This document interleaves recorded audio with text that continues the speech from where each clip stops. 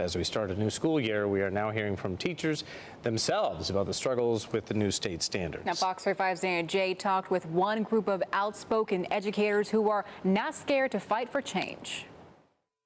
A new school year represents a fresh start.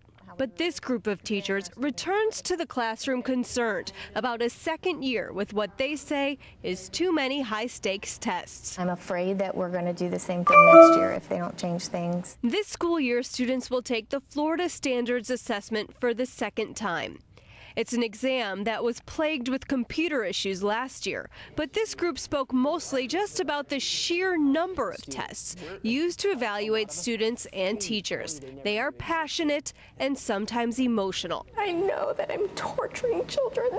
The summer break did not dull the frustration for elementary school teacher Melissa Johnson. It's not that the job is too hard. It's that we know that what we are doing to children is wrong, and that's where we're unhappy. Wrong, says Orange County math teacher Joshua Katz, because some of the tests are designed so that a certain number of kids fail. In a norm reference test, there's always going to be losers. And in order to make sure as many do as well as possible, these teachers say students spent last school year learning only what was on the tests. We left things out that I know that they're going to need, foundational skills that they're going to need for next year. Counselor Taquana Gibson says the number of tests weighs on most students. The students that are well prepared, of course, that this is not a challenge for them.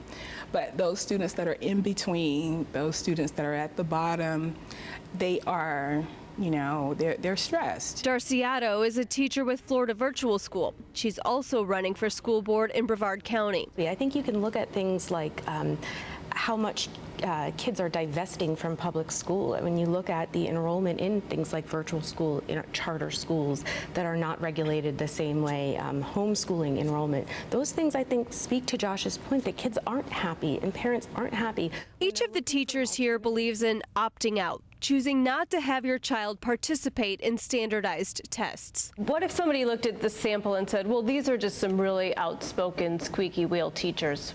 We have to use our voice to be able to speak up, I agree, and advocate on behalf of the students, because that's what we're here for at the end of the day. I may be a squeaky wheel, but there's a whole lot of other squeaky wheels that are just not making the noise yet.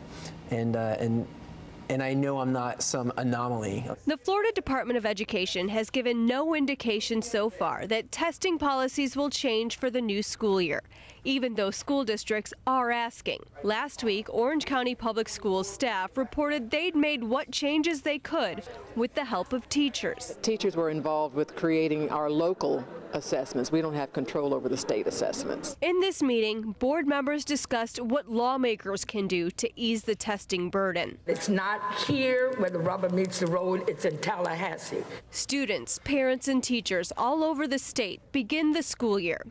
It's going to be a challenging school year. Waiting to see if change will come to the way that kids are tested in Florida. Dana J., Fox 35 News. Two different